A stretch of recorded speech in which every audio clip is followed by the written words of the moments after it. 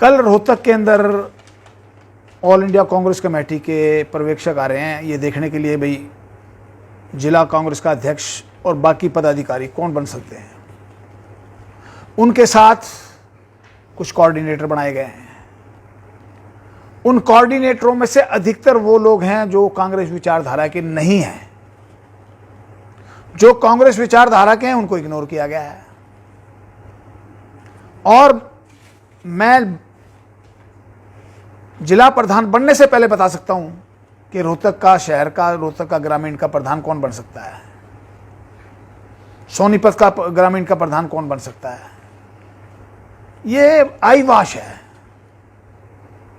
जब तक कांग्रेस की विचारधारा और जन आधार वाले नेताओं को आगे नहीं लेके आएंगे, पार्टी 2024 में चुनाव नहीं जीतेगी। ये एक हवा बन रही है कि नहीं जो 2024 में कांग्रेस आ रही है। जिस प्रकार से ये चल रहे हैं कि अपनी मनमानी कर रहे हैं, अपने अपने लोगों को घुसेड़ रहे हैं, जिनकी कांग्रेस से कोई लेना देना नहीं है, वो लोगों को ये आगे लेके आ रहे हैं। और जो बेचारे 30-30, 40-40 साल से कांग्रेस के लिए मर रहे हैं, कांग्रेस की विचारधारा के लोग हैं, कांग्रेस के प्रति वफादारी रही है, गांधी परिवार के प्रति वफादारी रही है, उन लोगों को इग्नोर किया जा रहा है। हमने ये फैसला किया है कि हम राहुल गांधी, खड़गे साहब और सोनिया गांधी, इनको मिलके यहां के लोगों की चिट्ठा खोलेंगे।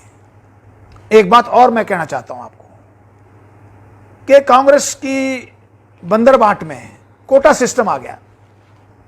इतने भूपेंद्र सिंह हुड्डा के, इतने कुमारी शैलजा के, इतने रणदीप सुरजेवाला के, इतने किरण चौधरी के, इतने कैप्टन अजय सिंह के। अरे अगर इन्हीं लोगों में बंदरबाट हो जाएगी तो असली कांग्रेसी कहां जाएंगे? जो बेचारे फील्ड के अंदर मेहनत कर रहे हैं उनका भविष्य क्या है? जो 20-20, 30-30 साल से लगे हुए हैं, जब तक वो लोग आगे नहीं आएंगे कांग्रेस का कल्याण नहीं हो सकता। ये मैंने आपको कहना चाहता था। कोई बात पूछनी तो पूछ सकते हो आप। आपको ने कहा कि मुझे पता है कौन जिला अध्यक्ष बनेगा, ये पहले से ही फाइनल है? ये सब कुछ पहले से फाइनल है। बता देता हूं, भारत भूषण बत्रा शहर कांग्रेस का अध्यक्ष बनेगा। आनंद सिंह डांगिया उसका बेटा ग्रामीण कांग्रेस का अध्यक्ष बनेगा। जय तीरथ दहिया सोनीपत ग्रामीण का अध्यक्ष बनेगा। आप देख लेना, अगर इनके अलावा कोई बन जाता मुझे पकड़ लेना। तो इनसे आपने क्या द्वेष है? कल द्वेष नहीं है, अरे समझे नहीं। मैं कहता हूँ वो लोग कहाँ जाएंगे जो बेचारे 40 साल से फील्ड में काम कर रहे हैं, वो कहाँ जाएंगे? और दूसरा मैं एक और बात कहता हूँ, भूपेंद्र सिंह हुड्डा मिली भगत की पॉलिटिक्स कर रहे हैं। आज वो एक शब्द नहीं बोलते प्रधानमंत्री नरेंद्र मोदी जी के खिलाफ। आज वो एक शब्द नहीं बोलते अमित शाह के खिलाफ। और उन्होंने हमेशा मिली भगत की पॉलिटिक्स की है। 1996 में जब मैं चुनाव लड़ा तो बंसीलाल से मिलकर मेरे भाई को मेरे खिलाफ खड़ा करा दिया भूपेंद्र सिंह हुड्डा ने।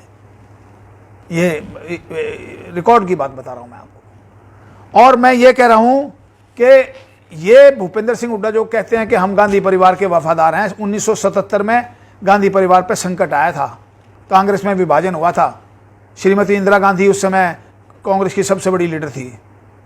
ये बाप बेटा कांग्रेस को छोड़ के रेड्डी कांग्रेस में चले गए थे और रेड्डी कांग्रेस का सम्मेलन था बंगलौर में, देवराज अरस उस समय थे, वहां जाके सम्मेलन अटेंड किया हमने।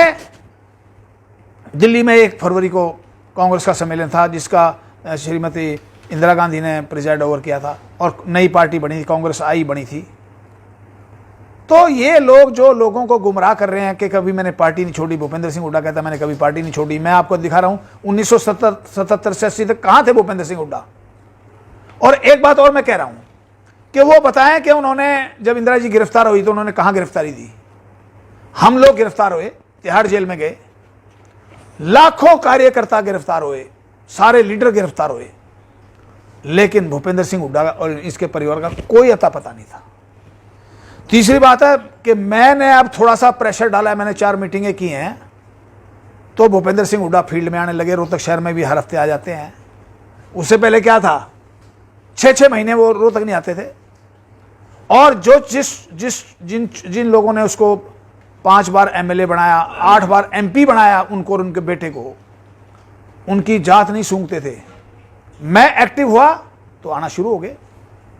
तो ये बातें मैं खास, और मैं एक और चैलेंज कर रहा हूं बाप बेटे को, भूपेंद्र सिंह हुड्डा और उसके बेटे दीपेंद्र सिंह को, दोनों को, कि 10 साल चीफ मिनिस्टर रह चुके हैं। 4 बार दीपेंद्र एमपी रहे हैं, 4 बार भूपेंद्र सिंह एमपी रहे हैं, और 5 बार एमएलए रहे हैं भूपेंद्र सिंह हुड्डा। मैं तो 1 बार रहा हूं, सिर्फ 1 बार। मेरा मुकाबला करें। मैं दिसंबर में गढ़ी सांपला कलोई में के मकड़ौली गांव में जनसभा करूंगा। मेरे मुकाबले की जनसभा करके दिखा दें। मेरे पास तो कुछ भी नहीं है, उनके पास साधन है, सब कुछ है उनके पास, पैसा है, और वो सबसे बड़ी पावर में रहे 10 साल। बताए ना कितना काम किया उन्होंने। मैं उनके मुकाबले में अगर जनसभा हल्की हो जाएगी, मैं उनके साथ आ जाऊंगा, छोड़ दूंगा, मैं सारी बातें उनके विरोध करना छोड़ दूंगा।